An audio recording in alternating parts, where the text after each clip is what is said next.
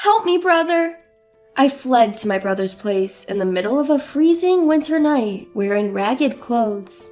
I was holding a baby in my arms. My brother was speechless at the sight of me, so changed. Thin and frail, clad only in a ragged thin shirt and barefooted. What on earth happened? He quickly brought me into the house and warmed up the room. The baby, wrapped in my jacket, was sound asleep, but I couldn't stop shivering. Who did this to my precious little sister? My brother muttered through clenched teeth. Lily, it's going to be okay now.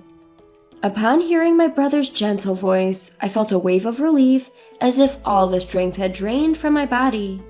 My name is Lily. I'm a 27-year-old homemaker with a young son. I was a nurse, but married Terry, who proposed to me. He is the son of the director of the hospital where I used to work and was handling administration there. Terry was working at a hospital. I was attracted to his kindness and his efficient work style. I have a brother who is 5 years older than me. The only family at my parents' home are my brother and my grandparents. In fact, when my brother was in 3rd grade and I was 4, our parents died in a car accident. They were hit head-on by a truck whose driver had fallen asleep at the wheel. My mother, a nurse, was working late, and it was when my father went to pick her up that the accident happened. My brother says he still remembers what our father said when he left to pick her up. Derek, I'm counting on you to take care of Lily. He probably said it casually, like, look after the house while I'm away and take care of your 4-year-old sister. But for my brother, it became unforgettable words. He often talks about it. I have never had a fight with my brother. After all, from when we were little to now that we are grown up, he has always tried his best to protect me. He's like a superhero to me. After our parents' accident, it seemed that my brother and I would be sent to separate foster homes, but our paternal grandparents, with whom we had not interacted much until then, came to take us in. When I first met our grandfather, he had white hair and a long bushy beard. He looked just like a Santa Claus out of a storybook. Seeing Derek, he muttered, "You're the spitting image of your father," and I believe I saw tears in his eyes. Our grandmother was a kind woman who hugged me tightly and sobbed, "Poor child." Later, I heard that our father had a falling out with our grandfather and left the family home in what amounted to running away. Grandfather wanted him to continue the family business while our father wanted his freedom. Neither of them would yield, and they ended up parting on bad terms without keeping in touch. So Derek and I ended up moving to our grandparents' house, nestled in the rural mountains. Our grandfather was a renowned potter. His work was famous, and a single teacup could go for several thousands of dollars. Thanks to this, Derek and I were brought up without any financial difficulties. Our grandfather was stubborn, hated dishonesty, and dedicated himself completely to his work. Our grandmother was incredibly kind. Even though our parents were no longer with us, under the watchful eyes of our grandparents, we grew up happily. Derek went off to a prestigious university in the city, while I attended nursing school. We both had the chance to follow our dreams. But then our grandmother's health deteriorated. Derek, who had been working in the city, returned home. I wanted to return too, but as I was still a student, Derek advised against it. Derek has always been interested in our grandfather's work, but has been firmly told to follow his own path, which led him to attend university. I think our grandfather must have regretted forcing our deceased father to continue the family business, and didn't want his grandchildren to go through the same thing. However, Derek insisted on being taught pottery by our grandfather. He had always been handy, so pottery was a good fit for him. Besides, Derek was good at everything: academics, sports, and he was popular amongst his friends. He was truly a superhero. He took care of our sick grandmother while learning the trade from our grandfather. After I graduated from nursing school, I started working as a nurse. That's when I was proposed to by Terry, and we got married. We had a grand wedding, and the joyous smiles of Derek and our grandfather are what I remember the most. Derek brought pictures of our parents to the wedding. "We all just want you to be happy, Lily, including our late mom and dad," he said, shedding tears openly. Our grandmother, who was too ill to attend the wedding, cried tears of joy when she saw the video of the ceremony. I was truly blessed with a great family. I quit my job as a nurse, moved into my husband Terry's family home, and began to support him as a full-time homemaker. We had a child, my husband was kind, and we were living a happy life. But then, until that time, my life had seemed all smooth sailing. I, at the time, couldn't even imagine the hellish days that were to come. Not long after, my grandmother passed away. Terry attended the funeral with me and comforted me. My grandfather's disappointment was so severe, I couldn't even speak to him. While supporting our grandfather, my brother Derek immersed himself more and more into his pottery. Half a year passed since then. "Help me, brother!" I fled to my brother's place in the middle of a freezing winter night, wearing ragged clothes.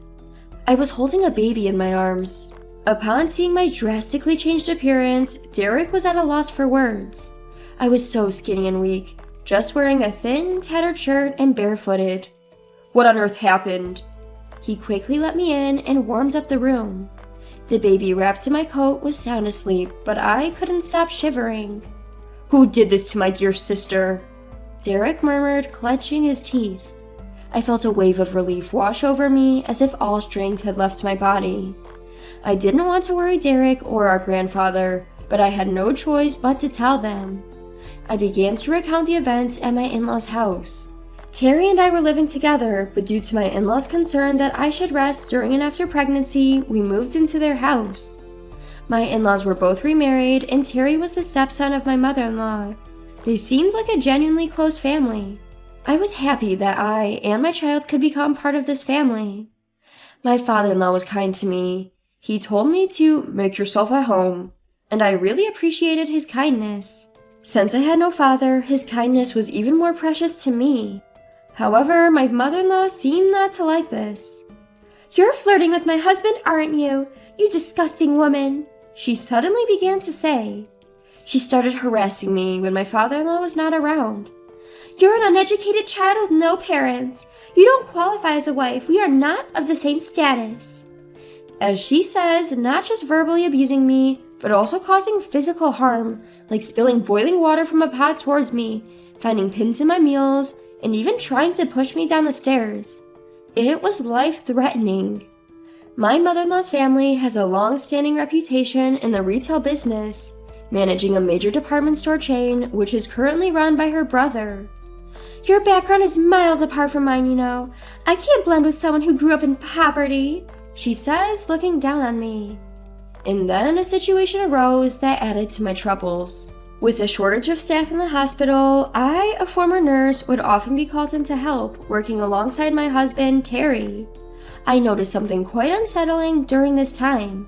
Terry, being the son of the hospital director, was seen several times reprimanding the nurses in an unreasonable manner. "Move quicker. You're a nurse getting paid, aren't you? Don't slack off just because my father is lenient. Once I take over this hospital, I won't be so forgiving. How many times do I have to tell you? Order the supplies in advance. They're not cheap, you know. Don't take running a hospital lightly." Such unreasonable remarks towards the nurses who are working hard for the patients. "Terry, don't you think that's too harsh? Everyone here is trying their best," I interjected, which he didn't take too kindly. In front of the other nurses, he flew off the handle, furious that I had stood up to him. Since then, Terry became distant towards me. Perhaps it was also influenced by my mother-in-law, who had been telling me from the start that, "You're too soft on your wife. She's taking you for granted." While my father-in-law was still well, he couldn't be openly hostile or abusive in front of him, but then my father-in-law felt seriously ill and became bedridden. When it rains, it pours. My mother-in-law seized the opportunity and made me take care of all the chores, treating me like a housekeeper. I was extremely busy, carrying my son on my back, cooking, doing laundry, and cleaning. Even in front of my father-in-law, my mother-in-law began to mistreat me, but my weakened father-in-law was unable to stop her. "Please don't speak to Lily that way," he would say, to which she would retort, "Here you go again, defending that woman, and you can't even do anything with your frail body. Oh, how I wish you were gone," and she would spew venom at my sick father-in-law. I endured it for the sake of my son and father-in-law. The harassment escalated. "Housekeepers don't eat with the family. Eat the leftovers later." She told me to eat the scraps. I was so upset that I lost my appetite. When I looked in the mirror, I was shocked to see my gaunt and ragged reflection. My husband said, "I only married you because you were a bit attractive, but I never thought you'd become such a shabby woman. I'm too embarrassed to be seen with you," and told me to move from our bedroom to the storeroom. How cruel can people be? My husband and mother-in-law began to verbally abuse even my son. "Of course he's not smart. Look at who his mother is," my mother-in-law would say. "His constant crying is annoying. Make him stop right now," my husband would demand. It felt as if something inside me had snapped. I had made up my mind to run away. My only concern was my father-in-law. If I didn't take care of him, he would be in trouble. However, my father-in-law said, "Don't worry about me, Lily. You should escape to your brother's place." He pulled out several $100 bills from under his pillow and pressed them into my hand. I decided to flee on the spot in the clothes I was wearing. I wrapped my son in my coat to keep him from getting cold. In a hurry, I rushed outside, hailed a taxi with the money my father-in-law had given me, and headed to my grandfather's house. I poured out the whole story to my grandfather and my brother, Derek, all at once. Derek, making a furious face I had never seen before, was shaking his clenched fist. Derek reassured me, saying, "You've had it tough, haven't you? It's okay now, relax." I burst into tears. My grandfather also muttered, "I can't forgive this." A few days later, I left my son with my grandfather and decided to return to my in-laws' house with Derek to collect my belongings.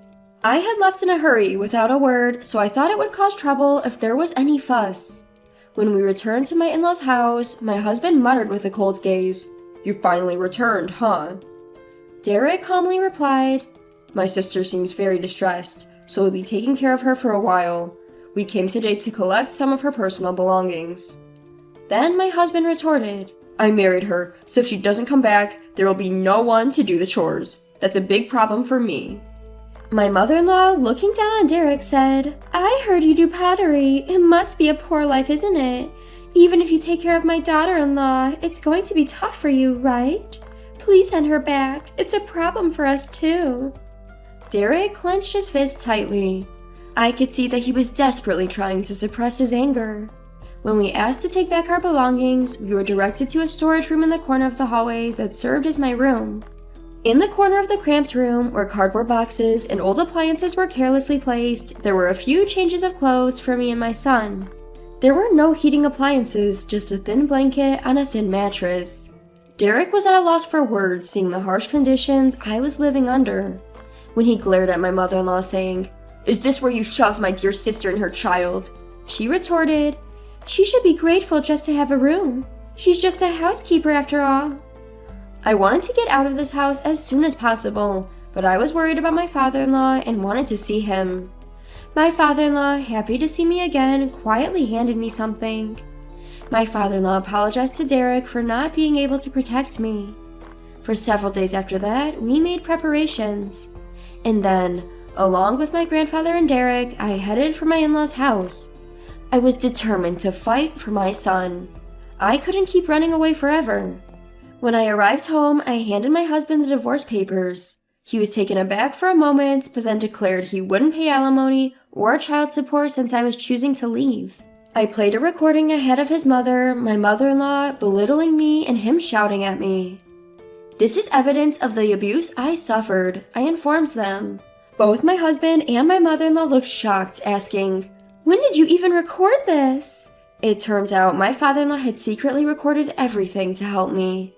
He had discreetly passed the recording to me when I had gone to collect my things a few days before. My brother, Derek, said I could get a divorce since my husband was at fault. Derek had actually graduated from law school and had passed the bar exam. While assisting our grandfather with his pottery work, he had been actively practicing law to help those in need in our local community. Now he promised to fight for me wholeheartedly. My wheelchair-bound father-in-law showed up and handed the divorce papers to my mother-in-law. He had also recorded all the verbal abuse he had endured and was now ready to divorce as well. Now he can get a divorce himself as well. He preferred living in a care facility over living with my mother-in-law. Upon hearing this, my mother-in-law burst into laughter. I'll gladly divorce you. I'll return to my brother's house and go back to my luxurious life, she said. At that moment, my grandfather was making a call stating, I'll terminate any contract with a family like this. It turns out the major department store run by my mother-in-law's brother was on the verge of bankruptcy. He had been eagerly trying to strike a deal to exhibit and sell my famous grandfather's pottery and was close to finalizing it. Immediately, a call came from her brother, the department store owner, severing ties. My mother-in-law blanched, muttering, "That's impossible," and sank to her knees. She finally seemed to understand her situation and started to beg. "Please forgive me. I was out of line. I have nowhere else to go. Please let me stay here. Lily, I'm sorry. Please forgive me." There's no way we could forgive her now. We all coldly stared at my weeping mother-in-law. However, just one person still didn't seem to fully grasp the situation. It was my husband who said to me, "I'm set to inherit this hospital. If you want a divorce, I'll pay alimony and child support. I'll marry someone younger and prettier than you." But then my father-in-law said a single sentence. "The hospital has been sold," he declared. His eyes widened in shock. "What?" In fact, Terry, requested by my father-in-law, had been pulling the strings. "Get out of here right now!" my father-in-law screamed at his stepson. My husband's face turned white. My husband was not legally adopted to my father-in-law, who was actually his stepfather. Because of this, he had no legal claim on his stepfather's assets. On the contrary, I was legally adopted by my father-in-law, who had taken good care of me. Sensing the tide of events, my husband quickly changed his tune, pleading for a fresh start with me. I coldly dismissed him. Afterwards, me and my son were doted on and enjoying life at my grandparents' house. He now cried less often. He spent his time playing in nature, finding flowers and insects. My in-laws divorced. The audio tape proved crucial, establishing the fault of my mother-in-law. According to common acquaintances, my mother-in-law and husband are now living at a small rented apartment. Their attempts at finding new jobs haven't gone well, and they seem to be getting by on part-time work. Their days are filled with endless quarrels, each blaming each other for their current situation. My grandfather is living comfortably in a high-end senior home, and my son and I visit him often.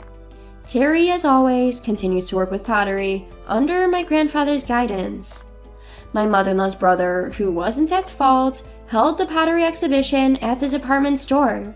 At the exhibition, my brother met a lovely woman who has a fondness for pottery, and they've started dating. I expect we'll hear good news from him soon.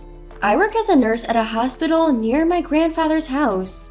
It was my dream to become a nurse like my mother, and now I find fulfillment in caring for my patients.